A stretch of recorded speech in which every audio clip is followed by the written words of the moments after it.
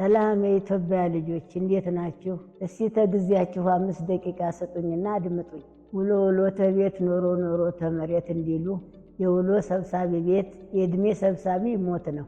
ተቤት በላይ ተመሬት በላይ ሰብሳቢ እግዚአብሔር ነው። ለሽልማትም ሆነ ለፍርድ በመጨረሻ በሱ ፊት መቆማችን አይቀርም። ምክንያቱም እግዚአብሔር የሰው ሁሉ ግብ ነው። በወጣትነታቸው ሲባዝኑ የኖሩ በሽምግልናቸው እግዚአብሔር የት ነው ብለው ድጋፉን ይፈልጋሉ። በስልጣናቸው የተወገዱ አክብሮ የማያዋርደውን ጌታ ወዴት ነው ይላሉ።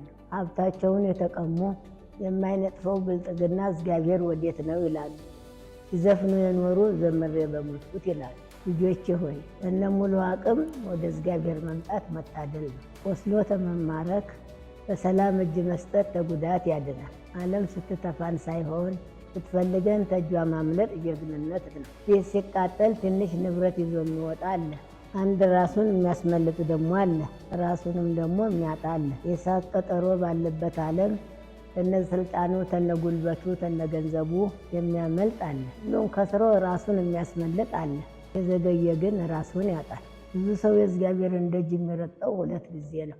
2ቱንም ጊዜ ሲመጣ እሱ ራሱ አያውቀውም። 2ቱንም ጊዜ የሚመጣው በሸክም ነው። ልጅ ሆኖ ሲጠመቅና ሞቶ በሳጥን ሰው በውድቀቱ ሰዓት ወደ እግዚአብሔር መምጣቱ እሱ ብቻ እንደሚሸከመው ስለሚያውቅ ነው። የካደውን እግዚአብሔርን ተቀበለኝ ብሎ ሲመጣ ምንም የማይሳቀቀው እግዚአብሔር የሚያዝንበት ስሜት የሌለው አምላክ ስለሆነ ሳይሆን የሚቀበልና ፍቅር የሆነ ይቅርታ አድራጊ ስለሆነ ነው። እሱ ለምን በደላችሁኝ ሳይሆን ለምን አልተመለሳችሁም የሚል አምላክ ነው። በደላችንን ተማመን የበለጠ ነገር አልፈለገብንም። ከበዱኝ ሰለችኝ የማይል አምላክ ስላለን እናመሰግናለን። ባህር ጠባቂዎች መዋኘት ባለመቻሉ የሰጠመውን ሰው ከሰመጠበት ስር ገብተው እንደሚዋጡት የሕያው አምላክ የእግዚአብሔር እጅ ምድሬንና ትውልዴን የሰጠመበት ያውጣው። ወዳችኋለሁ። ተባረኩልኝ። በእርግጥ ይህች ዓለም የኪራይ ቤታችን ነች። መታከት፣ መፍጨርጨር፣ ማዘን፣ መተከዝም በልክ ሊሆን ይገባል። እዚህ ዓለም ላይ እያኖረህ ያለው የኖርክላቸው ሰዎች ሳይሆኑ እግዚአብሔር ነው። በዓለም ላይ አዲስ የሚባል ነገር የለም። አዲስም ታለ እግዚአብሔር ብቻ ነው። አየህ ዛሬ ብትሾም በተሻረው ሰው ቦታ ላይ ነው።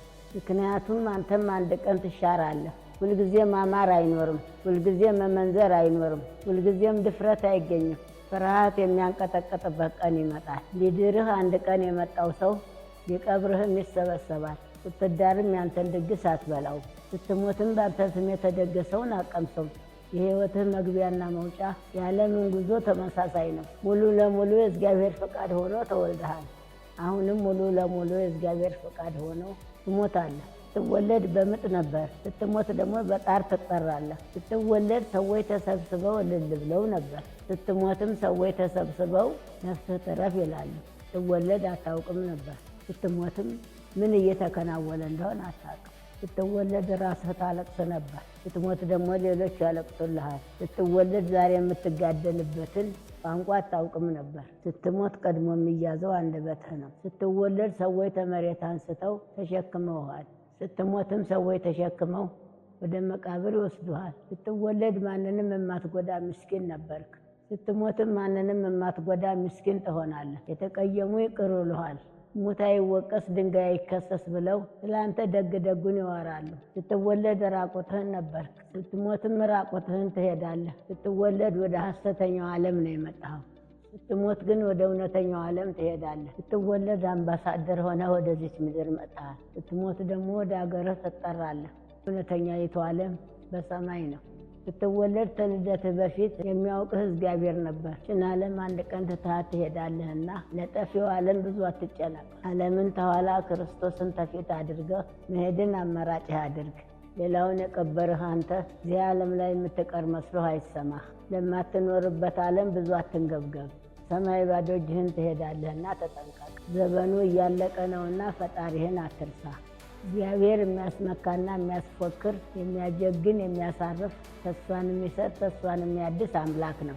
ለሚጠሩት የሚደርስ ለፈለጉት የሚገኝ ያመኑትን የሚታደግ እሳቱን ማጥፋት የሚችል እሳቱም እያለ የመግደል አቅሙን የሚወስድ አምላክ ነው። የአንበሶችን አፍ የሚዘጋ የብረቱን መወርወሪያ የሚሰብር እልፍ አእላፍ ሰራዊትን የሚበትን ሲፈልግ ኃያላንን እንደ ከብት ሳር የሚያበላ የርስቱ ደጀን ብርቱዎቹን ነገሥታት የባህር ቀለብ የሚያደርግ አምላክ ነው፣ ስሙ ይባረክ። እሱ የድሆች አጥር የባሪያዎቹ መመኪያና ኩራት ነው። ወዳጆች፣ የእውነተኛው ዓለም እግዚአብሔር ብቻ ነው።